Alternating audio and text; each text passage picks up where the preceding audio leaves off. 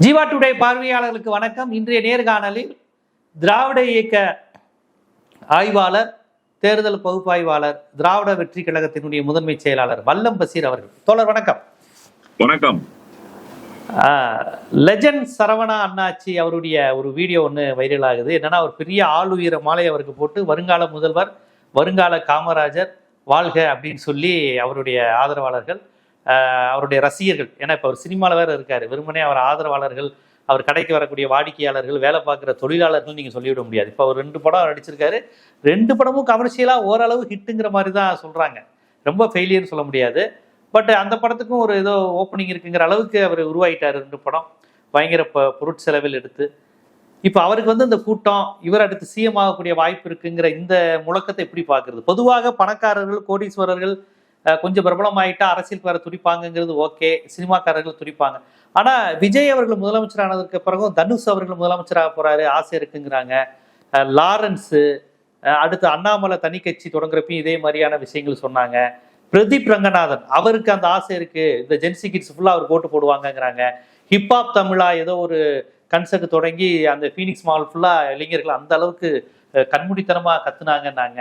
எப்படி ஹிப்ஹாப் தமிழா, லெஜண்ட் சரவணா அண்ணாச்சி, தனுஷ், லாரன்ஸ் யார் வந்தாலும் கூட்டக்கூடுகிற இந்த தன்மை தமிழ்நாட்டிற்கு புதிதா, இல்ல ஏதோ ஒரு வகையில நமக்கு தெரியாம இருந்தது வெளிப்படுதா? இந்த தன்மையை, இந்த போக்கை நம்ம எப்படி புரிஞ்சுக்கணும்? தமிழ்நாட்டை ஏதோ குறைத்து மதிப்பிடுவதாகத்தான் பொருள் கொள்ள வேண்டும். தமிழ்நாட்டுக்கு இது புதிதா அல்லது தமிழ்நாட்டுக்கு இது பழையதா அப்படின்றதெல்லாம் ஆய்வு மேற்கொள்வதற்கு முன்பாக தமிழ்நாட்டினுடைய வாக்காளர்களை, தமிழ்நாட்டினுடைய மக்களை, பூர்வ குடிகளை ஏதோ குறைத்து மதிப்பிடுவது போலதான் எனக்கு தோன்றுகிறது.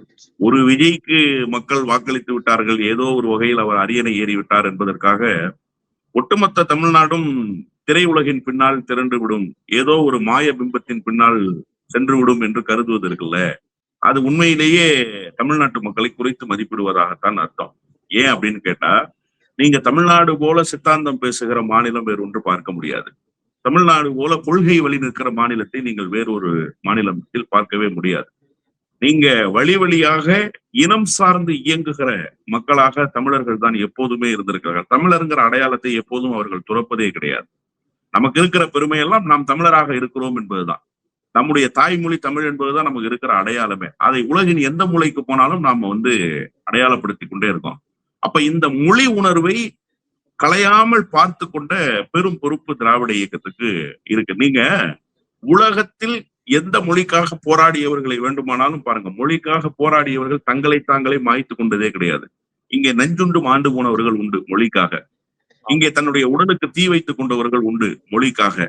இராணுவம் இறங்கிய போது தன்னுடைய மார்பை பிளந்து காட்டியவர்கள் உண்டு இங்கே மொழிக்காக.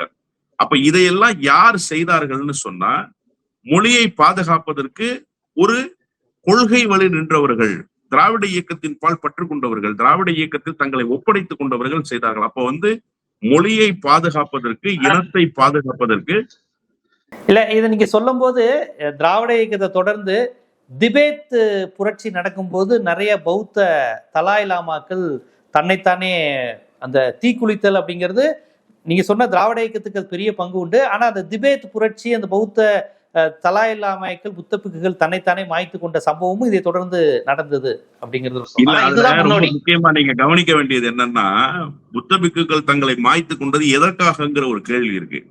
மொழிக்காக மாய்த்து கொண்டார்களா அப்படின்றதுதான். நீங்க உலகிலேயே மொழிக்காக தன்னை மாய்த்து கொண்ட இனம் தமிழ்னா மட்டும்தான் சார். புத்த பிக்குகள் மாய்த்து கொண்டதுங்கிறது நீங்க மொழியோடு ஒப்பிட்டு போயிட முடியாது. அதை நாம குறைத்து மதிப்பிடல. அவர்களுடைய தியாகமும் பெரியதுதான், அது ஒரு பெரிய புரட்சிக்கு உண்டானதுதான், அதுல ஒண்ணும் மாறுபட்ட கருத்து இல்லை.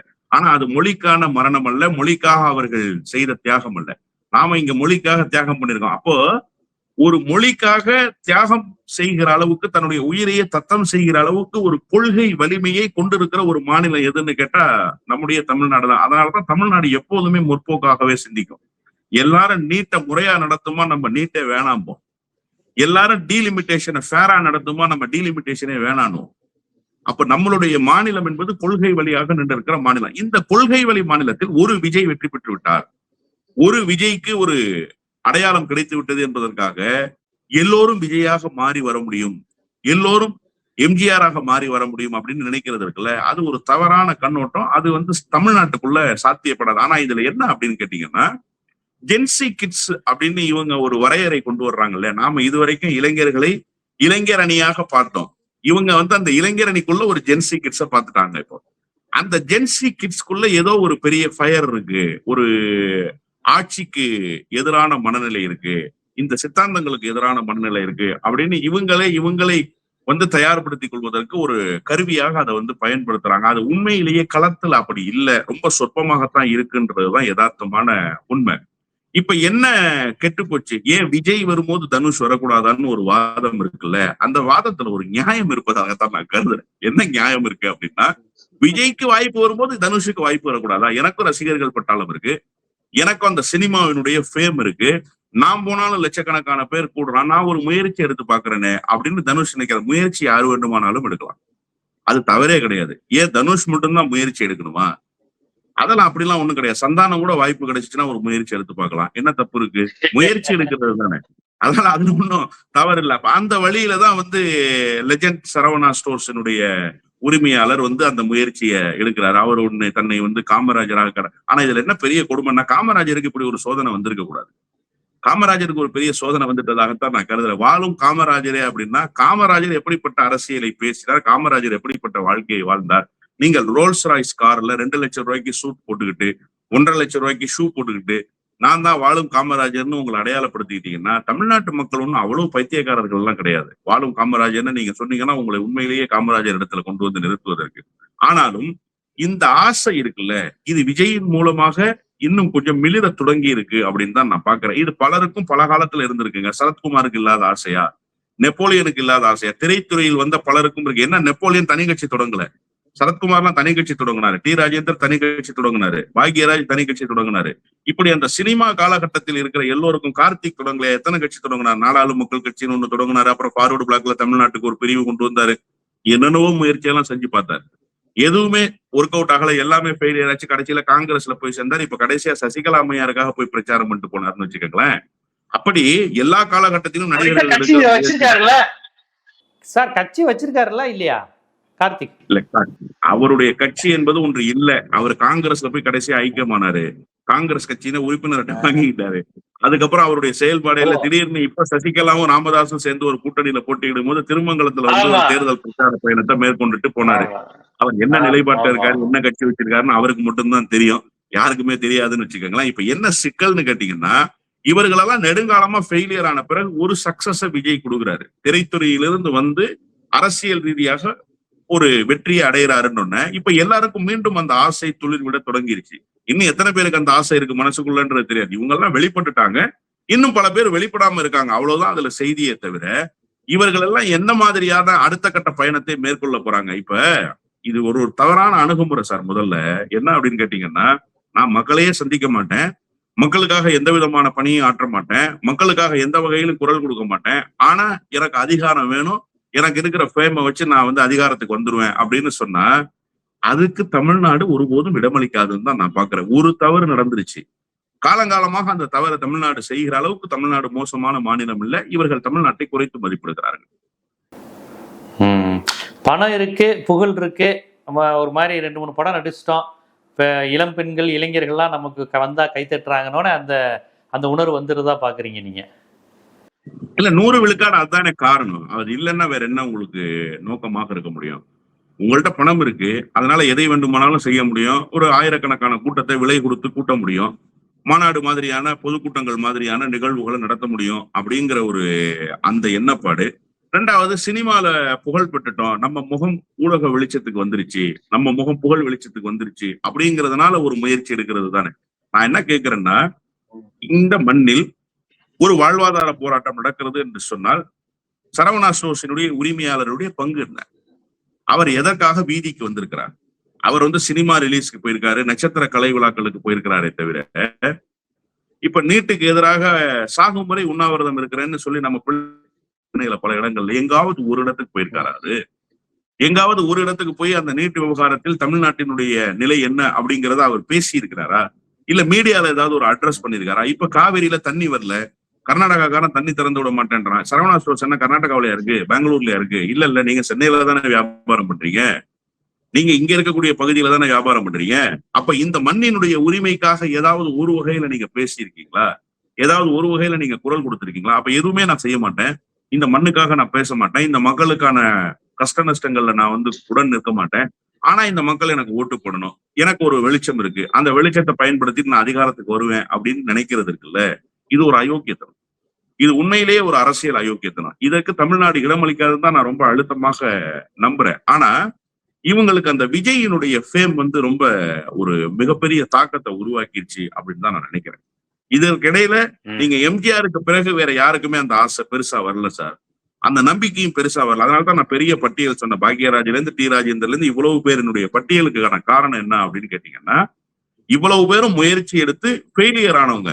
அதனால ஒரு சின்ன அச்ச உணர்வு திரைத்துறையில இருக்கிறவங்களுக்கு இருந்துச்சு. நம்ம சரத்குமார் மாதிரி ஆயிட்டோம்னா, பாக்யராஜ் மாதிரி ஆயிட்டோம்னா என்ன பண்றது அப்படிங்கிற அந்த எண்ணம் அவர்களுக்கு இருந்தது. ஆனா விஜய் வந்ததற்கு பிறகு ஒரு புதிய நம்பிக்கை துளிர்த்திருக்கு அப்படின்றதுதான் யதார்த்தமான உண்மை. அந்த நம்பிக்கையை தங்களுக்கு ஒரு சாதகமாக பயன்படுத்திக் கொள்ள முடியாதான்னு எல்லாரும் யார் அறுவடை செய்ய முடியும்ன்றதுதான் இங்க இருக்கிற கேள்வி. எல்லாரும் முயற்சி எடுக்கிறாங்க, அறுவடை செய்ய முடியுமா அப்படின்றத. நான் விஜயினுடைய இந்த வெற்றியே ரொம்ப தற்காலிகமானதுன்னு தான் கருதுறேன். இது நிரந்தரமாக போகும்.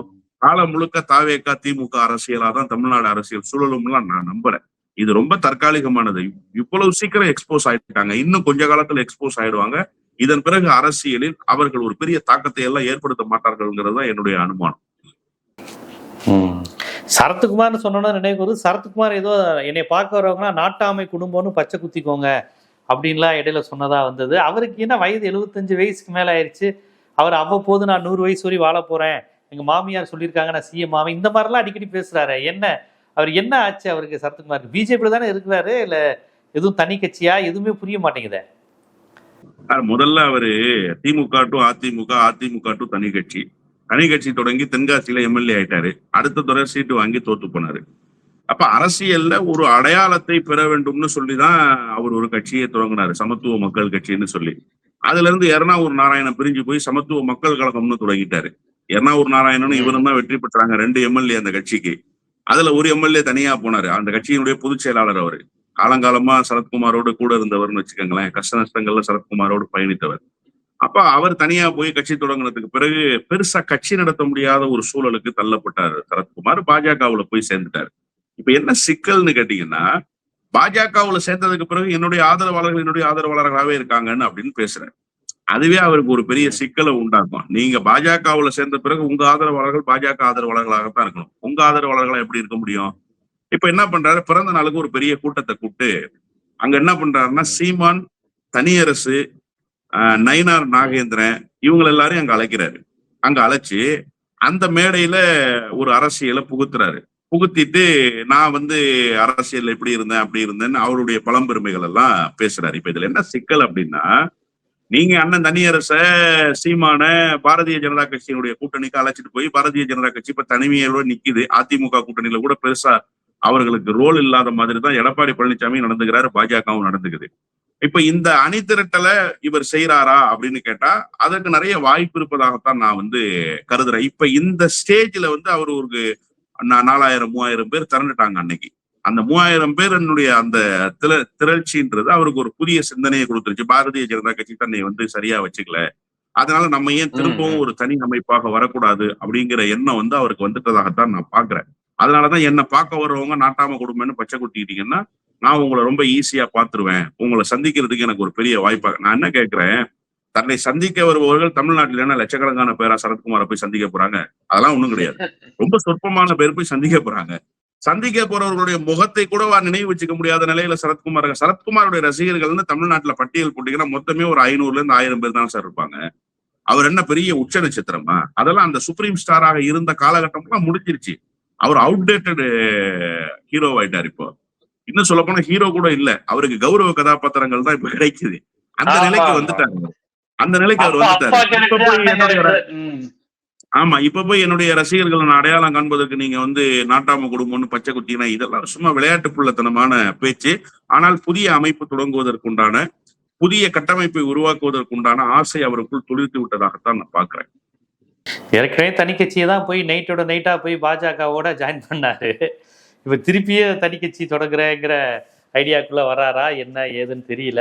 பார்ப்போம். நீங்க சொன்ன மாதிரி இந்த செலிபிரிட்டி, இந்த திரை பிரபலங்கள், இவர்களுக்கு வரக்கூடிய அரசியல் இதெல்லாம் விஜய் வந்ததுக்கு அப்புறம் அதிகரிச்சிருக்கா? நீங்க சொன்ன மாதிரி எம்ஜிஆர் இடம் இருந்தது, அதுக்கப்புறம் நிறைய குறைஞ்சிச்சு.